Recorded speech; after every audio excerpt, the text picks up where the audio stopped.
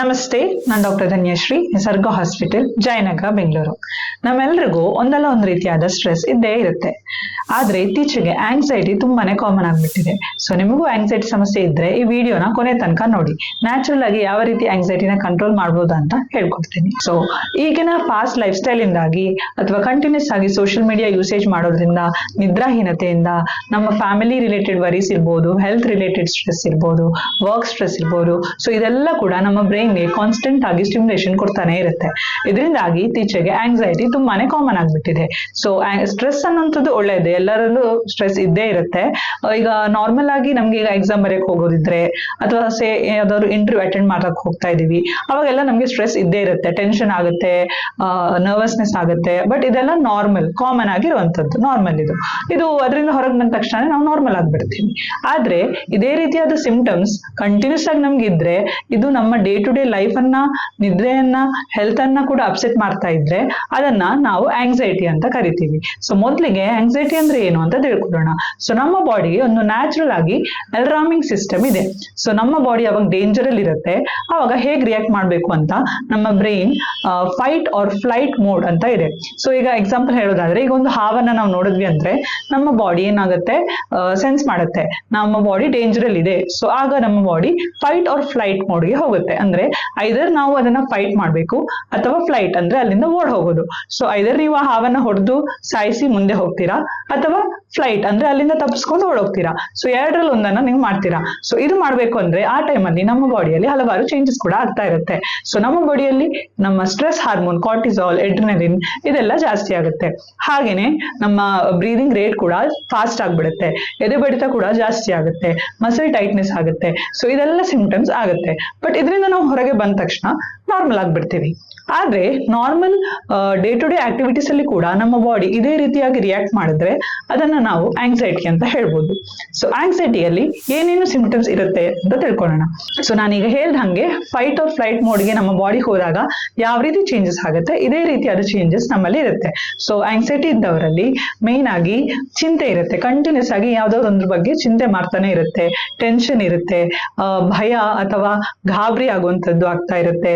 ಮತ್ತೆ ಉಸಿರಾಟದಲ್ಲಿ may be ಸಮಸ್ಯೆ ಆಗ್ಬೋದು, ಅಂದ್ರೆ ಫಾಸ್ಟ್ ಉಸಿರಾಡೋದು, ಉಸಿರು ಹಿಡ್ಕೊಂಡಂಗ ಆಗೋದು, ಈ ತರ ಆಗ್ಬೋದು. ಗ್ಯಾಸ್ಟ್ರಿಕ್ ರಿಲೇಟೆಡ್ ಆದಂತಹ ಇಶ್ಯೂಸ್ ಇರುತ್ತೆ ಅವರಿಗೆ. ಕಾಮನ್ ಆಗಿ ನಮ್ಮಲ್ಲಿ ಬರೋ ಹೈಯೆಸ್ಟ್ ಗ್ಯಾಸ್ಟ್ರಿಕ್ ಪೇಷಂಟ್ಸ್ ಗೆ ಆಂಗ್ಸೈಟಿ ಕೂಡ ಇರುತ್ತೆ. ಹಾಗೇನೆ ಆಂಗ್ಸೈಟಿ ಇರೋದ್ರಿಂದ ಕೂಡ ನಿಮ್ಗೆ ಗ್ಯಾಸ್ಟ್ರಿಕ್ ಸಮಸ್ಯೆ ಆಗ್ಬೋದು, ಅದೆರಡು ಕೂಡ ಆಗ್ಬೋದು. ಹಾಗೆ ನಿದ್ರಾಹೀನತೆ ಇರ್ಬೋದು. ಮತ್ತೆ ಎದೆ ಬಡಿತ ಕೇಳ್ತಾ ಇರುತ್ತೆ, ಪಾಲ್ಪಿಟೇಷನ್ ಅಂತ ನಾವು ಹೇಳ್ತೀವಿ. ಅಂದ್ರೆ ನಿಮ್ಮ ಎದೆ ಬಡಿತ ನಿಮ್ಗೆ ಕೇಳಿಸುವಂತದ್ದು, ಸೌಂಡ್ ನಿಮ್ಗೆ ಕೇಳಿಸುತ್ತೆ. ಅದನ್ನ ನೋಡಿ ಇನ್ನೂ ಭಯ ಆಗುತ್ತೆ ಅವ್ರಿಗೆ, ಇನ್ನೂ ಗಾಬರಿ ಆಗುತ್ತೆ.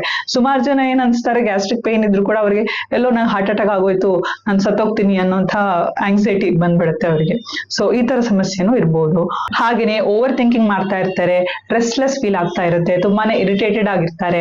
ಹಾಗೇನೆ ವಿಪರೀತ ಬೆವರ್ ಬರೋದಿರ್ಬೋದು ಅಥವಾ ಕೈಕಾಲಲ್ಲಿ ನಡ್ಕ ಬರೋದು, ತುಂಬಾ ಸುಸ್ತಾಗೋದು. ಸೊ ಈ ತರ ಸಿಂಪ್ಟಮ್ಸ್ ಎಲ್ಲ ಕಂಡು ಬರ್ಬೋದು. ಸೊ ಈ ಆಂಗ್ಸೈಟಿಗೆ ಮೇನ್ ಕಾರಣಗಳು ಏನು ಅಂತ ತಿಳ್ಕೊಳ್ಳೋಣ.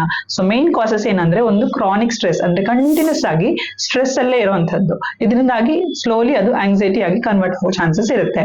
ಇನ್ನು ಕೆಲವು ಸರಿ ನ್ಯೂಟ್ರಿಷನಲ್ ಡಿಫಿಷಿಯನ್ಸಿ ಇದ್ದಾಗ, ಅದು ವಿಟಮಿನ್ ಡಿ ಇರ್ಬೋದು, ವಿಟಮಿನ್ B12, ಒಮೆಗಾ 3, ಮ್ಯಾಗ್ನೀಷಿಯಂ, ಇಂತಹ ನ್ಯೂಟ್ರಿಷನಲ್ಲಿ ಕೊರತೆ ಇದ್ದಾಗ ಕೂಡ ಆಂಗ್ಸೈಟಿ ತರ ಡೆವಲಪ್ ಆಗ್ಬೋದು, ಆ ತರ ಸಿಂಪ್ಟಮ್ಸ್ ಕಂಡು ಬರ್ಬೋದು. ಹಾಗೇನೆ ನಿದ್ರಾಹೀನತೆ ಇರುವವರಲ್ಲಿ, ಲ್ಯಾಕ್ ಆಫ್ ಫಿಸಿಕಲ್ ಆಕ್ಟಿವಿಟಿ, ಈಗಿನ ಸೆಡೆಂಟರಿ ಲೈಫ್ ಸ್ಟೈಲ್, ನಾವು ಯಾವುದೇ ರೀತಿಯಾದ ಆಕ್ಟಿವಿಟೀಸ್ ಮಾಡ್ತಾ ಇರಲ್ಲ, ಸೊ ಇದರಿಂದ ಕೂಡ ಆಂಗ್ಸೈಟಿ ಡೆವಲಪ್ ಆಗ್ಬೋದು. ಹಾಗೇನೆ ಪಾಸ್ಟ್ ಟ್ರಾಮಾ ಏನಾದ್ರೂ ಆಗಿದ್ರೆ, ಅಂದ್ರೆ ಹಿಂದೆ ಆಗಿರುವಂತಹ ಯಾವ್ದಾದ್ರು ಘಟನೆಯಿಂದ ಅಥವಾ ಇನ್ಸಿಡೆಂಟ್ ಇಂದ ಕೂಡ ಆಂಗ್ಸೈಟಿ ಡೆವಲಪ್ ಆಗುವಂತಹ ಚಾನ್ಸಸ್ ಇರುತ್ತೆ. ಹಾಗೇನೆ ಅತಿಯಾದ ಕೆಫಿನ್ ಇಂಟೇಕ್, ಅಂದ್ರೆ ಟೀ ಕಾಫಿ, ತಾಸಿಗೊಂದ್ಸರಿ ಟೀ ಕಾಫಿ ಕುಡಿಯೋರು ಇರ್ತಾರೆ. ಸೊ ಇದು ಕಂಟಿನ್ಯೂಸ್ ಆಗಿ ಕೆಫಿನ್ ಇಂಟೇಕ್ ಮಾಡೋದ್ರಿಂದ ಕೂಡ ನಮ್ಮ ಬಾಡಿಯಲ್ಲಿ ಸ್ಟ್ರೆಸ್ ಹಾರ್ಮೋನ್ಸ್ ಜಾಸ್ತಿ ಆಗುತ್ತೆ, ಅದರಿಂದ ಕೂಡ ಆಂಗ್ಸೈಟಿ ಡೆವಲಪ್ ಆಗಬಹುದು.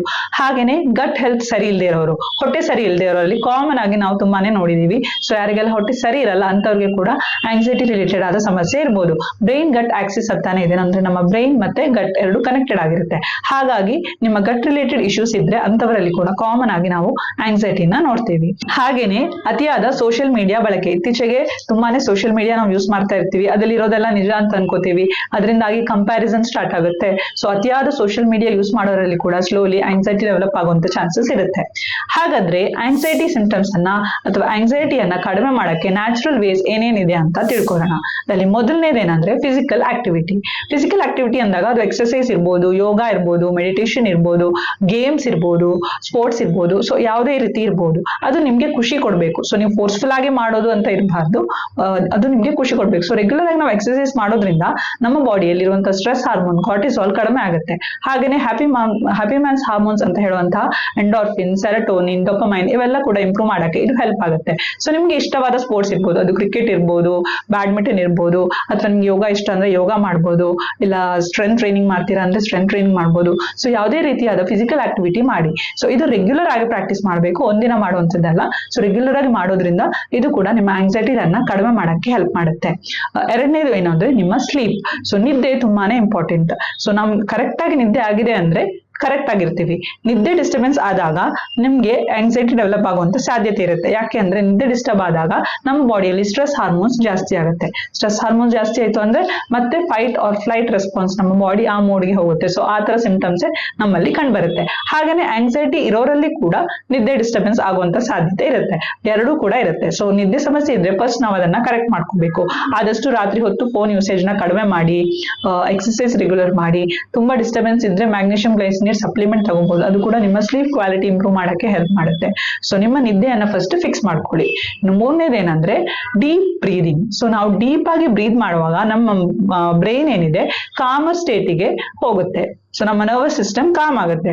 ಸೊ ಏನ್ ಮಾಡ್ಬೋದು, ನೀವು ಒಂದು 4 ಸೆಕೆಂಡ್ ಡೀಪ್ ಆಗಿ ಉಸಿರನ್ನ ಒಳಗ್ ತಗೊಂಡು ಒಂದು 6 ಸೆಕೆಂಡ್ ನಿಧಾನವಾಗಿ ಉಸಿರನ್ನ ಹೊರಗೆ ಬಿಡ್ಬೇಕು. ಇದೇ ರೀತಿ ಕಂಟಿನ್ಯೂಸ್ ಆಗಿ ಒಂದು 5 ನಿಮಿಷ ಮಾಡಿದ್ರೆ ನಿಮ್ಗೆ ಆಂಗ್ಸೈಟಿ ಆದಾಗ ಇದನ್ನ ಕಂಟಿನ್ಯೂಸ್ ಆಗಿ ಒಂದು 5 ನಿಮಿಷ ತನಕ ಪ್ರಾಕ್ಟೀಸ್ ಮಾಡಿದ್ರೆ ನಿಮ್ಮ ಮೈಂಡ್ ಕಾಮ್ ಆಗಿ ನಿಮ್ಮ ಸಿಂಪ್ಟಮ್ಸ್ ಕಡಿಮೆ ಆಗುವಂತ ಸಾಧ್ಯತೆ ಇರುತ್ತೆ. ನಾಲ್ಕನೇದೇನಂದ್ರೆ ಎಕ್ಸೆಸ್ ಕೆಫಿನ್ ಇಂಟೇಕ್ ಅನ್ನ ಕಡಿಮೆ ಮಾಡಿ. ಸೊ ಕಂಟಿನ್ಯೂಸ್ ಆಗಿ ಕಾಫಿ, ಟೀ ಅಥವಾ ಎನರ್ಜಿ ಡ್ರಿಂಕ್ಸ್ ಅಲ್ಲೂ ಕೂಡ ಕೆಫಿನ್ ಇರುತ್ತೆ. ಸೊ ಇದನ್ನ ಕಂಟಿನ್ಯೂಸ್ ಆಗಿ ತುಂಬಾ ಯಾರು ತಗೋತಾ ಇರ್ತಾರೆ, ಅಥವಾ ಅಂದ್ರೆ per day more than 400 mg ಅಷ್ಟು ಕೆಫಿನ್ ನಾವು ತಗೋತಾ ಇದ್ರೆ ಅದು ನಮ್ಮ ಬಾಡಿಯಲ್ಲಿ ಅಡ್ವರ್ಸ್ ಎಫೆಕ್ಟ್ ಮಾಡುತ್ತೆ. ಸೊ ಈ ಕೆಫಿನ್ ಏನ್ ಮಾಡುತ್ತೆ, ಕಂಟಿನ್ಯೂಸ್ ಆಗಿ ನಮ್ಮ ಬ್ರೈನ್ ಅನ್ನ ಸ್ಟಿಮ್ಯುಲೇಟ್ ಮಾಡ್ತಾ ಇರುತ್ತೆ. ಇದರಿಂದಾಗಿ ನಮ್ಮ ಬಾಡಿಯಲ್ಲಿ ಸ್ಟ್ರೆಸ್ ಹಾರ್ಮೋನ್ಸ್ ಜಾಸ್ತಿ ಇರುತ್ತೆ, ಮೈಂಡ್ ಅನ್ನ ಕಾಮ್ ಆಗಕ್ಕೆ ಬಿಡಲ್ಲ ಅದು. ಸೊ ಯಾವಾಗ ನಾವು ಕಾಫಿ ಕುಡಿಯೋದು, ನೀವೇ ಎಷ್ಟು ಮಾಡಿ, ತುಂಬಾ ನಿದ್ದೆ ಬರ್ತಾ ಇದೆ, ಅಲರ್ಟ್ ಆಗಿರ್ಬೇಕು ಅಂದಾಗ್ಲೇ ನಮಗೆ ಕಾಫಿ ಬೇಕು ಅಂತ ಅನ್ಸೋದು. ಸೊ ಇದು ಯಾವಾಗ್ಲೂ ನಮ್ಮ ಬ್ರೈನ್ ಅನ್ನ ಅಲರ್ಟ್ ಸ್ಟೇಟ್ ಅಲ್ಲಿ ಇಡಕ್ಕೆ ಟ್ರೈ ಮಾಡ್ತಾ ಇರುತ್ತೆ. ಸೊ ಇದರಿಂದಾಗಿ ಅದು ಬ್ರೈನ್ ಅನ್ನ ಕಾಮ್ ಆಗಕ್ಕೆ ಬಿಡಲ್ಲ. ಸೊ ನೀವು ಆಲ್ರೆಡಿ ಆಂಗ್ಸೈಟಿ ಇದ್ದಾಗ ಎಕ್ಸೆಸ್ ಕೆಫಿನ್ ಇಂಟೇಕ್ ಇಂದಾಗಿ ಆಂಗ್ಸೈಟಿ ಜಾಸ್ತಿ ಆಗ್ಬಹುದು. ಸೊ ಐದನೇದು ಏನಂದ್ರೆ ಸನ್ಲೈಟ್ ಅಥವಾ ನೇಚರ್ ಎಕ್ಸ್ಪೋಷರ್. ಸೊ ಸನ್ಲೈಟ್ ತುಂಬಾನೇ ಮುಖ್ಯ. ಬರೀ ವಿಟಮಿನ್ ಡಿ ಗೆ ಮಾತ್ರ ಅಲ್ಲ, ಸನ್ಲೈಟ್ ಎಕ್ಸ್ಪೋಷರ್ ರೆಗ್ಯುಲರ್ ಆಗಿ ತಗೊಳ್ಳೋದ್ರಿಂದ ಸುಮಾರು ಜನರಲ್ಲಿ ಮೆಂಟಲ್ ಅಥವಾ ಮಾನಸಿಕ ಕಾಯಿಲೆಗಳಲ್ಲಿ ಇಂಪ್ರೂವ್ಮೆಂಟ್ ಅನ್ನ ನೋಡಿದೀವಿ. ಸೊ ಅದು ಸನ್ಲೈಟ್ ಇರ್ಬೋದು, ಹಾಗೇನೆ ನೇಚರ್ ಎಕ್ಸ್ಪೋಷರ್ ಇರ್ಬೋದು. ಅಂದ್ರೆ ನೀವು ಪಾರ್ಕಿಗೆ ಹೋಗೋದಿರ್ಬೋದು, ಬೀಚ್ ಅಲ್ಲಿ ಟೈಮ್ ಸ್ಪೆಂಡ್ ಮಾಡೋದಿರ್ಬೋದು, ಅಥವಾ ಸನ್ಲೈಟ್ ಅಲ್ಲಿ ಒಂದು ವಾಕ್ ಹೋಗೋದಿರ್ಬೋದು. ಸೊ ಆದಷ್ಟು ಮಾರ್ನಿಂಗ್ ಸನ್ ಎಕ್ಸ್ಪೋಷರ್ ಮಾಡಿದ್ರೆ ತುಂಬಾನೇ ಒಳ್ಳೇದು. ಸೊ ಎದ್ದು 1 ತಾಸು ಒಳಗೆ ಅಟ್ ಲೀಸ್ಟ್ ಒಂದು ಹಾಫ್ ಅನ್ ಅವರ್ ಆದ್ರೂ ನೀವು ಆಚೆ ಹೋಗಿ ಪಾರ್ಕ್ ಅಲ್ಲಿ ವಾಕ್ ಮಾಡೋದಿರ್ಬೋದು, ಅಥವಾ ಸನ್ಲೈಟ್ ಮುಂದೆ ಸ್ವಲ್ಪ ಬಾಡಿನ ಎಕ್ಸ್ಪೋಸ್ ಮಾಡೋದು, ಇದೆಲ್ಲ ಕೂಡ ನಿಮ್ಮ ಮೂಡ್ ಅನ್ನ ಚೇಂಜ್ ಮಾಡಬಹುದು. ಹ್ಯಾಪಿ ಹಾರ್ಮೋನ್ಸ್ ಅನ್ನ ಇದು ಇಂಪ್ರೂವ್ ಮಾಡುತ್ತೆ. ಸ್ಟ್ರೆಸ್ ಲೆವೆಲ್ಸ್ ಅನ್ನ ಕಡಿಮೆ ಮಾಡಕ್ಕೆ ಕೂಡ ಇದು ಹೆಲ್ಪ್ ಮಾಡುತ್ತೆ. ಸೊ ಇದನ್ನ ರೆಗ್ಯುಲರ್ ಆಗಿ ಪ್ರಾಕ್ಟೀಸ್ ಮಾಡಕ್ಕೆ ಟ್ರೈ ಮಾಡಿ. ಇನ್ನು ಆರನೇದೇನಂದ್ರೆ ಸೋಷಿಯಲ್ ಮೀಡಿಯಾ ಯೂಸೇಜ್ ಅನ್ನ ಆದಷ್ಟು ಕಡಿಮೆ ಮಾಡ್ಬೇಕು. ಸೊ ಇತ್ತೀಚೆಗೆ social media, Instagram, Facebook, YouTube ಇದೆಲ್ಲ ನಾವು ಎಷ್ಟು ಬಳಕೆ ಮಾಡ್ತಾ ಇದೀವಿ. ಇದರಲ್ಲಿ ತೋರಿಸುವಂತಹ ರೀಲ್ಸ್ ಇರ್ಬೋದು, ಪೋಸ್ಟ್ ಇರ್ಬೋದು, ಅದನ್ನೆಲ್ಲ ನೋಡ್ಕೊಂಡು ನಾವು ನಮ್ಮ ಲೈಫ್ಗೆ ಕಂಪೇರ್ ಮಾಡ್ತಾ ಇರ್ತೀವಿ. ಅವ್ರು ಅಷ್ಟೊಂದು ಇಂಪ್ರೂವ್ಮೆಂಟ್ ಆಗಿದ್ದಾರೆ, ಎಲ್ಲೆಲ್ಲೋ ಸುತ್ತಾ ಇದ್ದಾರೆ, ನಾವಿಲ್ಲೇ ಇದೀವಿ, ಈ ತರ ಎಲ್ಲ ಥಾಟ್ಸ್ ಬರ್ತಾ ಇರುತ್ತೆ. ಸೊ ಸೋಷಿಯಲ್ ಮೀಡಿಯಾ ಯೂಸೇಜ್ ಅನ್ನ ಆದಷ್ಟು ನಾವು ಕಡಿಮೆ ಮಾಡಬೇಕು. ಅದರಲ್ಲಿರುವಂತಹ ಇವೆಂಟ್ಸ್ ಅನ್ನ ನಮ್ಮ ಲೈಫಿಗೆ ಕಂಪೇರ್ ಮಾಡೋದನ್ನ ನಿಲ್ಲಿಸಬೇಕು. ಸೊ ಹಾಗೇನೆ ಕಂಟಿನ್ಯೂಸ್ ನಾವೇನು ಸ್ಕ್ರಾಲ್ ಮಾಡ್ತಾ ಇರ್ತೀವಿ. ಸೊ ಇದೆಲ್ಲ ಕೂಡ ನಮ್ಗೆ ಟ್ರಿಗರ್ ಮಾಡ್ತಾ ಇರುತ್ತೆ, ರೆಸ್ಟ್ಲೆಸ್ನೆಸ್ ಅನ್ನ ಕೂಡ ಕ್ರಿಯೇಟ್ ಮಾಡ್ತಾ ಇರುತ್ತೆ. ಸೊ ಆದಷ್ಟು ಸೋಷಿಯಲ್ ಮೀಡಿಯಾ ಯೂಸೇಜ್ ಅನ್ನ, ಫೋನ್ ಯೂಸೇಜ್ ಅನ್ನ ಆದಷ್ಟು ಕಡಿಮೆ ಮಾಡೋದು ಒಳ್ಳೇದು. ಏಳನೇದು ಬ್ಯಾಲೆನ್ಸ್ಡ್ ನ್ಯೂಟ್ರಿಷನ್. ನಾವು ತಿನ್ನುವಂತ ಆಹಾರದಲ್ಲಿ ಕೂಡ ನಮ್ಗೆ ಬೇಕಾಗುವಂತಹ ಪೌಷ್ಟಿಕಾಂಶಗಳು ಇರಬೇಕು. ನಾನು ಆಗ್ಲೇ ಹೇಳ್ದಂಗೆ ಕೆಲವು ನ್ಯೂಟ್ರಿಷನ್ ಕೊರತೆ ಕೂಡ ಆಂಗ್ಸೈಟಿಗೆ ಕಾರಣ ಆಗ್ಬಹುದು. ಅದರಲ್ಲಿ ಮೇನ್ ಆಗಿ ಹೇಳೋದಾದ್ರೆ ವಿಟಮಿನ್ ಡಿ, ಒಮೆಗಾ 3, ಮ್ಯಾಗ್ನೀಷಿಯಂ, ಇದೆಲ್ಲ ಕೂಡ ನಮ್ಮ ಆರೋಗ್ಯಕ್ಕೆ ತುಂಬಾನೇ ಇಂಪಾರ್ಟೆಂಟ್ ಆಗಿರುತ್ತೆ, ಮೇನ್ ಆಗಿ ಮೆಂಟಲ್ ಹೆಲ್ತ್ಗೆ. ಸೊ ನಿಮ್ಮ ವಿಟಮಿನ್ ಡಿ ಏನಾದ್ರೂ ಕಡಿಮೆ ಇದ್ರೆ ಒಂದ್ಸರಿ ಬ್ಲಡ್ ಟೆಸ್ಟ್ ಮಾಡಿ ನೋಡಿ. ಇನ್ ಕೇಸ್ ಅದು ಕಡಿಮೆ ಇದ್ರೆ ಅದನ್ನ ಕರೆಕ್ಟ್ ಮಾಡಕ್ಕೆ ನೀವು ಸಪ್ಲಿಮೆಂಟ್ಸ್ ನ ತಗೋಬೇಕಾಗ್ಬೋದು. ಹಾಗೇನೆ ರೆಗ್ಯುಲರ್ ಆಗಿ ಸನ್ಲೈಟ್ ಎಕ್ಸ್ಪೋಷರ್ ಕೂಡ ಅಷ್ಟೇ ಮುಖ್ಯ ಆಗಿರುತ್ತೆ. ಹಾಗೇನೆ ಒಮೆಗಾ 3 ಫ್ಯಾಟಿ ಫಿಶ್ ಗಳನ್ನ ನೀವು ಸೇವಿಸೋದ್ರಿಂದ ಇರೋದ್ರಿಂದ ನಟ್ಸ್ ಸೀಡ್ಸ್ ಅಲ್ಲಿ ನಿಮ್ಗೆ ಒಮೆಗಾ 3 ಸಿಗುತ್ತೆ. ಹಾಗೇನೆ ಮ್ಯಾಗ್ನೀಷಿಯಂ ಕೂಡ, ಮ್ಯಾಗ್ನೀಷಿಯಂನ ನಾವು ಕಾಮಿಂಗ್ ಮಿನರಲ್ ಅಂತಾನೆ ಹೇಳ್ತೀವಿ. ಸೊ ನಿಮ್ಮ ನಿದ್ದೆಗೆ, ಮೈಂಡ್ ಅನ್ನ ಕಾಮ್ ಮಾಡಕ್ಕೆ, ಇದೆಲ್ಲದಕ್ಕೆ ಕೂಡ ಮ್ಯಾಗ್ನೀಷಿಯಂ ತುಂಬಾನೇ ಇಂಪಾರ್ಟೆಂಟ್ ಆಗಿರುತ್ತೆ. ಸೊ ಇದು ಕೂಡ ನಿಮ್ಗೆ ಪಂಪ್ಕಿನ್ ಸೀಡ್ಸ್ ಅಲ್ಲಿ, ನಟ್ಸ್ ಅಲ್ಲಿ, ಸೊಪ್ಪುಗಳಲ್ಲಿ ಎಲ್ಲ ಸಿಗುತ್ತೆ. ಸೊ ಇದನ್ನ ಆದಷ್ಟು ನೀವು ಸೇವಿಸಿ. ಹಾಗೇನೆ ಪ್ರೋಟೀನ್ ರಿಚ್ ಇರುವಂತ ಆಹಾರ ಕೂಡ ನಮ್ಗೆ ಮುಖ್ಯ. ಹಾಗೆ ಒಳ್ಳೆ ನಾರಿನಾಂಶ ಇರುವಂತ ಆಹಾರ, ಮತ್ತೆ ಫರ್ಮೆಂಟೆಡ್ ಫುಡ್ಸ್ ಅಂದ್ರೆ ತಂಗಳನ್ನ. ಯಾಕೆ ಅಂದ್ರೆ ನಮ್ಮ ಗಟ್ ಹೆಲ್ತ್ ಕೂಡ ತುಂಬಾನೇ ಮುಖ್ಯ ಆಗಿರುತ್ತೆ. ಸೊ ನಮ್ಮ ಗಟ್ ಹೆಲ್ತ್ ಇಂಪ್ರೂವ್ ಮಾಡ್ಬೇಕು ಅಂದ್ರೆ, ಒಳ್ಳೆಯ ಬ್ಯಾಕ್ಟೀರಿಯಾಸ್ಗಳು ಇಂಪ್ರೂವ್ ಆಗ್ಬೇಕಂದ್ರೆ ನಾವು ಫರ್ಮೆಂಟೆಡ್ ಫುಡ್ ಅಂದ್ರೆ ತಂಗಳನ್ನ ಇರ್ಬೋದು, ಪ್ರೋಬಯೋಟಿಕ್ಸ್ ಇರುವಂತ ಆಹಾರ, ಮೊಸರು, ಇಂಥದ್ದನ್ನೆಲ್ಲ ಜಾಸ್ತಿ ಸೇವನೆ ಮಾಡೋದು ಒಳ್ಳೇದು. ಹಾಗೆ ಅದಕ್ಕೆ ಫುಡ್ ಆಗಿರುವಂತದ್ದು ಫೈಬರ್. ಸೊ ಫೈಬರ್ ಅಂದ್ರೆ ನಾರಿನಾಂಶ ಇರುವಂತ ಆಹಾರಗಳು, ತರಕಾರಿಗಳು, ಹಣ್ಣುಗಳು, ಇವೆಲ್ಲನ್ನ ಕೂಡ ಅಧಿಕವಾಗಿ ಸೇವಿಸಿ. ಹಾಗೆ ವಿಟಮಿನ್ B12 ಕೂಡ ಮುಖ್ಯ ಇರುತ್ತೆ. ಸೊ ನಿಮ್ಗೆ ವಿಟಮಿನ್ B12 ಹೆಚ್ಚಿನ ನಾನ್ ವೆಜ್ ಐಟಮ್ಸ್ ಅಲ್ಲಿ ನಿಮ್ಗೆ ಸಿಗುತ್ತೆ, ಮೀಟ್ ಅಲ್ಲಿ, ಎಗ್ ಅಲ್ಲಿ. ಸೊ ಇದನ್ನೆಲ್ಲ ನೀವು ಸೇವಿಸಿ. ಸೊ ಇದೆಲ್ಲ ಸೇವಿಸೋದ್ರಿಂದ ನ್ಯೂಟ್ರಿಷನ್ ವೈಸ್ ನಾವು ಆದಷ್ಟು ಬ್ಯಾಲೆನ್ಸ್ ಆಗಿ ಇಟ್ಕೋಬಹುದು. ಇನ್ನು 8ನೇದೇನು ಅಂದ್ರೆ ಮೈಂಡ್ಫುಲ್ನೆಸ್ ಮತ್ತೆ ಮೆಡಿಟೇಷನ್. ಸೊ ಇದು ಎಲ್ಲರಿಗೂ ಸೂಟ್ ಆಗ್ಬೇಕು ಅಂತಿಲ್ಲ. ತುಂಬಾನೇ ಓವರ್ ಥಿಂಕ್ ಮಾಡೋರಿಗೆ ಕೆಲವು ಸರಿ ಸೂಟ್ ಆಗದೆ ಕೂಡ ಇರ್ಬೋದು. ಯಾಕಂದ್ರೆ ನೀವು ಕಣ್ಣು ಮುಚ್ಚಿದ ತಕ್ಷಣ ಅದನ್ನೇ ಥಿಂಕ್ ಮಾಡ್ತಾ ಇದ್ರೆ ಏನು ಯೂಸ್ ಆಗಲ್ಲ. ಸೊ ಯೂಶುವಲಿ ಮೈಂಡ್ಫುಲ್ನೆಸ್ ಅಥವಾ ಮೆಡಿಟೇಷನ್ ಮಾಡೋದ್ರಿಂದ ನಿಮ್ಮ ಮೈಂಡ್ ಅನ್ನ ಇದು ಕಾಮ್ ಮಾಡಕ್ಕೆ ಹೆಲ್ಪ್ ಮಾಡುತ್ತೆ. ಸೊ ಅಟ್ ಲೀಸ್ಟ್ ದಿನದಲ್ಲಿ ಒಂದು 10 ಮಿನಿಟ್ಸ್ ಆದ್ರೂ ಮೆಡಿಟೇಷನ್ ಮಾಡೋದು ಒಳ್ಳೇದು. ಮೆಡಿಟೇಷನ್ ಅಂದ ತಕ್ಷಣ ಜಸ್ಟ್ ಕಣ್ಮುಚ್ಚಿ ನೀವು ಕೂರೋದಕ್ಕಿಂತ ಯಾವ್ದಾದ್ರು ಮಂತ್ರ ಹೇಳೋದು ಅಥವಾ ಮ್ಯೂಸಿಕ್ ಕೇಳೋದು, ಈ ತರ ಮಾಡೋದ್ರಿಂದ ನಿಮ್ಮ ಓವರ್ ಥಿಂಕಿಂಗ್ ಅನ್ನ ನೀವು ಕಡಿಮೆ ಮಾಡಕ್ಕೆ ಇದು ಹೆಲ್ಪ್ ಮಾಡ್ಬೋದು. ಹಾಗೇನೆ ಮೈಂಡ್ಫುಲ್ನೆಸ್ ಅಂದ್ರೆ ನೀವು ಮಾಡುವಂತ ಆಕ್ಟಿವಿಟೀಸ್ ಅಲ್ಲಿ ಮೈಂಡ್ ಅನ್ನ ಇಟ್ಟು ಫೋಕಸ್ ಮಾಡಿ ಮಾಡುವಂತದ್ದು. ಅಂದ್ರೆ ನೀವೇನೋ ಕೆಲಸ ಮಾಡ್ತಾ ಇರ್ತೀರಾ, ಬಟ್ ನಿಮ್ ತಲೆಯಲ್ಲಿ ಬೇರೆ ಏನೋ ಓಡ್ತಾ ಇರುತ್ತೆ.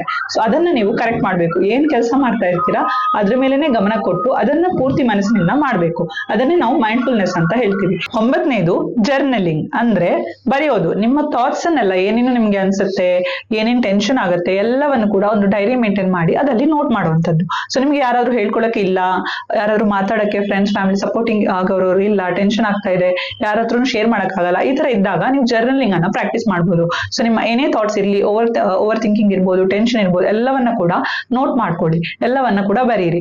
ಇದು ಮಾಡೋದ್ರಿಂದ ಇಮೋಷನಲ್ ಪ್ರೊಸೆಸಿಂಗ್ ಆಗುತ್ತೆ. ಹಾಗೇನೆ ಮೆಂಟಲ್ ಓವರ್ಲೋಡ್ ಅನ್ನ ಇದು ಕಡಿಮೆ ಮಾಡುತ್ತೆ. ಇದು ಕೂಡ ತುಂಬಾ ಜನರಿಗೆ ಹೆಲ್ಪ್ ಮಾಡುತ್ತೆ. ಇನ್ನು 10ನೇದು ಏನಂದ್ರೆ ಸ್ಟ್ರಾಂಗ್ ಸೋಷಿಯಲ್ ಕನೆಕ್ಷನ್ಸ್ ಅಂದ್ರೆ ನಿಮ್ಮ ಸಪೋರ್ಟಿವ್ ಆಗಿರುವಂತಹ ಫ್ರೆಂಡ್ಸ್, ಫ್ಯಾಮಿಲಿ ಇರ್ಬೋದು, ಎಲ್ಲರ ಜೊತೆ ನಿಮ್ಮ ಸಮಸ್ಯೆನ ಶೇರ್ ಮಾಡ್ಕೊಡೋದು. ಈ ಸಮಸ್ಯೆನ ಶೇರ್ ಮಾಡೋದ್ರಿಂದ ನಿಮ್ಗೆ ಸಮಾಧಾನ ಆಗುತ್ತೆ, ನಿಮ್ಮ ಆಂಗ್ಸೈಟಿ ಕೂಡ ತುಂಬಾನೇ ಕಡಿಮೆ ಆಗುತ್ತೆ. ಸೊ ಅವರು ಕೂಡ ನಿಮ್ಗೆ ಕೆಲವು ಸಜೆಷನ್ಸ್ ಅನ್ನ ಕೊಡ್ಬೋದು. ಅದು ಕೂಡ ನಿಮ್ಮ ಮೈಂಡ್ ಅನ್ನ ಕಾಮ್ ಮಾಡಕ್ಕೆ ಹೆಲ್ಪ್ ಮಾಡ್ಬೋದು. ಸೊ ಇದನ್ನ ನೀವು ಪ್ರಾಕ್ಟೀಸ್ ಮಾಡ್ಬೋದು. ಇನ್ನು 11ನೇದು ಏನಂದ್ರೆ ಕರೆಕ್ಟ್ ಯೋರ್ ಗಟ್. ನಾನು ಆಗ್ಲೇ ಹೇಳ್ದಂಗೆ ಕಾಮನ್ ಆಗಿ ನಾವು ನೋಡ್ತಾನೆ ಇರ್ತೀವಿ, ಹೆಚ್ಚಿನ ಅಸಿಡಿಟಿ ಪೇಷಂಟ್ಸ್ ಇರ್ಬೋದು, IBS ಪೇಷಂಟ್ಸ್ ಇರ್ಬೋದು, ನಮ್ಮಲ್ಲಿ ಬರೋರಿಗೆ ತುಂಬಾನೇ ಆಂಗ್ಸೈಟಿ ಇರುತ್ತೆ. ಸೊ ಆಂಗ್ಸೈಟಿ ಇದ್ದವ್ರಿಗೆ ಕೂಡ ಗಟ್ ರಿಲೇಟೆಡ್ ಆದ ಇಶ್ಯೂಸ್ ಬರ್ಬೋದು. ಆಗ್ಲೇ ಹೇಳ್ದಂಗೆ ಬ್ರೈನ್ ಗಟ್ ಆಕ್ಸಿಸ್ ಅಂತ ಇದೆ ನಮ್ಮ ಬಾಡಿಯಲ್ಲಿ.